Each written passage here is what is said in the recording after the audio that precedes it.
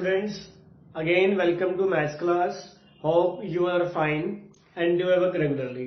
Today we discuss worksheet 3, exercise 3.3 of chapter 13, mensuration, surface area and volume of class 9th. Means surface area of cone. ठीक है, ice cream आप सभी खाते हो, जो कौन शेप की आइसक्रीम आती है वही शेप हम डिस्कस करेंगे. और प्रीवियस वीडियो में हमने फर्स्ट वर्कशीट में surface area of cuboid cube discuss किया था. सेकंड वर्कशीट में surface area of cylinder. Now we discuss cylinder cone part. ठीक है, शेप इज दिस.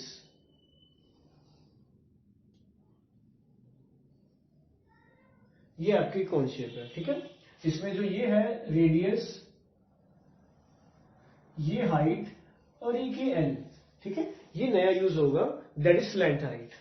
ठीक है, तो जो आर है वो हो जाएगी रेडियस ऑफ बेस एच. आपको क्वेश्चन के अंदर वर्ड ध्यान से रीड करना है कि वो हाइट गिवन है और स्लैंट हाइट वर्ड गिवन है.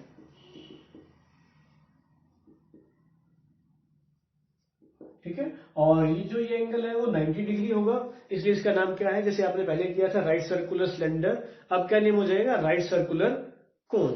ठीक है, अभी आप ध्यान से देखो तो ये ट्रायंगल बन रही है ओ ए बी. अब इस ओ ए बी में अब अगर आप पाइथागोरस थ्योरम लगाते हो तो आपके पास एक प्रॉपर्टी बनती है कि L square equal to H square plus R square, और एल क्या हो जाएगा, एच स्क्वायर प्लस में आर स्क्वायर का रूट.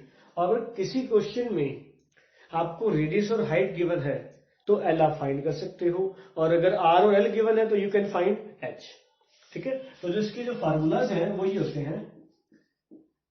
CSA ऑफ कोन है वो क्या हो जाएगा, पाई आर एल. क्लियर. और जो TSA है पाई आर एल में अगर आप अपर पार्ट ऐड कर देते हो, क्योंकि लोअर पार्ट तो है नहीं, तो ओनली अपर पार्ट होगा, और अपर बेस क्या हो जाएगा, सर्कल. ठीक है, तो सर्कल का एरिया पाई आर स्क्वायर, तो इसको आप यूज कर सकते हो पाई आर एल प्लस आर. तो this is your formulas of third worksheet, CSA of कोन और TSA ऑफ कोन. ठीक है, तो now discuss one by one question. ठीक है, the first question is determine the base of the कोन. मतलब आपको diameter given है बेस का, मतलब ये चीज डायमीटर भी गिवन है, तो डायमीटर का जो हाफ करोगे वो क्या हो जाएगी, radius. Diameter of base of cone, और आप क्या फाइंड कर लोगे, रेडियस, और हाइट आपको गिवन है. ठीक है, और हाइट कौन सी गिवन है, ध्यान से रीड करना. इसमें स्लैंट हाइट वर्ड गिवन है. स्लैंट का मतलब जो लाइन झुकी हुई है ये. क्लियर. तो जो डायमीटर गिवन है वो है 10.5, तो इसका हाफ करते हो तो 5.25. क्लियर. और जो हाइट गिवन है दैट इज 10 सेंटीमीटर. यहां तक क्लियर है, और कोई डाउट हो तो पर्सनली पूछ सकते हो. क्लियर. अब find the skirt surface area, तो CSA आपको फाइंड करना है. Now first of all replace the formula. Pi 22/7, radius है आपके पास 5.25 और हाइट है 10. तो 22/7 525 बाय में 100 इंटू 10 आप कर सकते हो. क्लियर. तो मतलब 0 से 0 कैंसिल हो जाएगी, 7 से इसको मैंने कैंसिल किया, 7 7 से 49, 3 35, 7 5 से 35. ठीक है, और छोटा करना है तो इसका 5 पे कर लीजिए. 15 5 से 75, 15 5 2 से 10, और 2 से ये हो गया 11, तो 11 इंटू 115, तो ये बन गया 165 centimetre square. This is your answer. ठीक है, तो बेसिक चीज वही है. If you know the formula then basic property is calculate, means multiplication. Clear. Next question देखिए सेकेंड, वो भी इजिली है. Find the total surface area of cone. अब आपको यहाँ TSA फाइंड करना है, स्लैंट हाइट भी गिवन है और डायमीटर भी गिवन है. सेम मेथड हो जाएगा.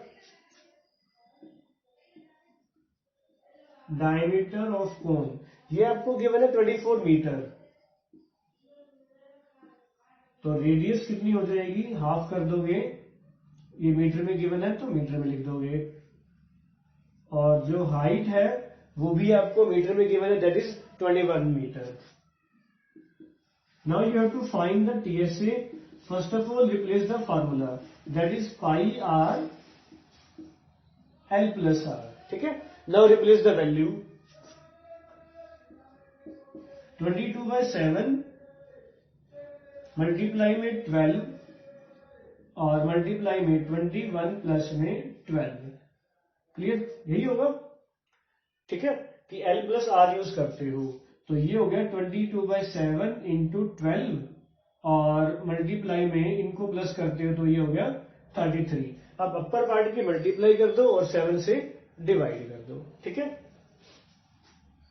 तो अगर आप इनकी सोल्व करते हो 12 2 जा 24 2 12 2 जा 24 और 2 264 और मल्टीप्लाई में 33 कर दो तो ये हो जाएगा 4 3 जा 12 6 3 जा 18 और 1 19 1 3 2 जा 6 और 7 तो ये हो गया 7 9 2 2 1 9 और 6 9 और 7 16 और 1 7 1 8.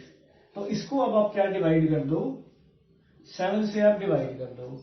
7 1 जा 7 हो जाएगा 17 7 2 जा 14 3 7 4 जा 28 3 32 7 4 जा 28 5 40 7 5 जा 35. तो राउंड फिगर में कितना हो जाएगा 12445.5 metre square. This is your TSA of the cone. ठीक है. तो बेसिक चीज आपको बताई दी कि फार्मूले के बाद बेसिक चीज है आपकी जो मल्टीप्लीकेशन है और डिवीजन है. क्लियर? तो नेक्स्ट देखिए कुछ क्वेश्चन और. क्वेश्चन नंबर 3 आप ट्राई करोगे. क्वेश्चन नंबर 4 देखिए. क्वेश्चन नंबर 4 है A conical tent is 10 metre high. मतलब हाइट गिवन है, स्लैंट हाइट नहीं है.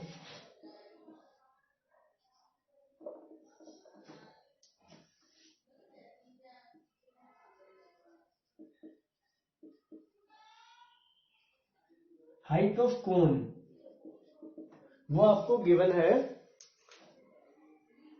10 metre.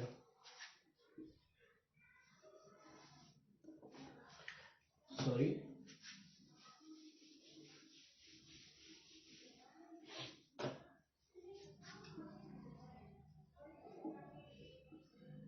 Height of cone given है 10 मीटर. ठीक है. रेडियस गिवन है 24 metre. Radius of cone 24 metre. ठीक है. तो फर्स्ट पार्ट है फाइंड द स्लैंट हाइट. ठीक है. तो स्लैंट हाइट मतलब L कैसे फाइंड करते हो, ये आपका फार्मूला. तो स्लैंट हाइट आप फाइंड कर लीजिए. स्लैंट हाइट मतलब L क्या हो जाएगी h square plus r square का स्क्वायर रूट. तो 10 square plus 24 square. Now solve this. 10 square 100 24 square 576 means this is 676. Clear है. अब 676 किसका स्क्वायर है 26 का. तो जो स्लैंट हाइट है L कितनी हो जाएगी 26 मीटर. क्लियर है. यहां तक फर्स्ट पार्ट आपका यही था कि you have to find slant height. Now second part cost of the canvas. Canvas में सिंपल सा जैसे आपके पास टेंट है, टेंट के ऊपर आप कपड़ा लगा रहे हो, कोई भी चीज है उसके ऊपर कपड़ा लगा रहे हो तो उसको क्या प्रॉपर नेम दोगे canvas. The cost of canvas required to make the tent if cost आपको गिवन है. ठीक है. तो टेंट के लिए आप क्या करोगे, अगर आप टेंट लगाते हो तो जो ये पार्ट है ये तो जमीन के अंदर ही जाएगा तो ये पार्ट तो काउंट होगा ही नहीं. तो मीन्स CSA फाइंड करोगे. सेकेंड पार्ट के लिए आपने CSA फाइंड कर लिया. CSA ऑफ कोन फॉर्मूला क्या हो जाएगा पाई r L. क्लियर. अब जो R और L है वो 7 के मल्टीपल नहीं है तो उसको मैंने क्या यूज किया 3.14. ठीक है. और थोड़ा सा इजी करना है तो मैं इसको इकट्ठे कर रहा हूं विदाउट सोल्व किए बिना. रेडियस आपके पास है 24 और हाइट है 26. क्लियर है. इसको मल्टीप्लाई मत कीजिए. अब इसकी जो कोस्ट फाइंड करेंगे उसमें आपकी जो डिवीजन है वो खत्म हो जाएगी. उसके बाद आपसे पूछा गया है cost of making the tent. तो क्या हो जाएगा 22 by 7 इंटू 24 इंटू 26 और जो कोस्ट गिवन है वो है ₹70 पर मीटर स्क्वायर. तो इसको 70 से मल्टीप्लाई कर दीजिए. 7 10 हो जाएगा ये. ठीक है, तो जस्ट अब इन दोनों की मल्टीप्लाई कीजिए, 22 इंटू 24 और 26 को 10 से मल्टीप्लाई करोगे तो 260। क्लियर, अब इन तीनों को सोल्व कर दीजिए, वो आपका आंसर आ जाएगा। ठीक है, 24 इंटू 22 कर रहे हो तो 4 2 जा 8, 2 2 जा 4, 4 और 4 तो 488। क्लियर, तो ये तो हो गया दोनों की मल्टीप्लाई, इसको 260 से मल्टीप्लाई कर दीजिए। 488 को 26 से कर दीजिए, जीरो आप लगा ही दोगे। 8 6 जा 48, 4, ठीक है, 8 6 जा 48 और 452, 5, 6 4 जा 24, 24 और 5 29, 8 2 जा 16, 8 2 जा 16 और 1 17, 1, 4 2 जा 8 और 1 9, 8 8 9 और 7 16, 1 9 और 1 10 और 12 और एक पीछे जीरो आ जाएगी। ठीक है, तो कितना आ गया 126880 और जो ये टोटल कॉस्ट हो जाएगी। ठीक है, तो ये आपका क्वेश्चन नंबर 4 है। वेरी इजी क्वेश्चन है, अगर आपको बेसिक कंसेप्ट पता है और जो कैलकुलेशंस है वो भी आपकी परफेक्ट है। तो नेक्स्ट देखिए क्वेश्चन नंबर 5।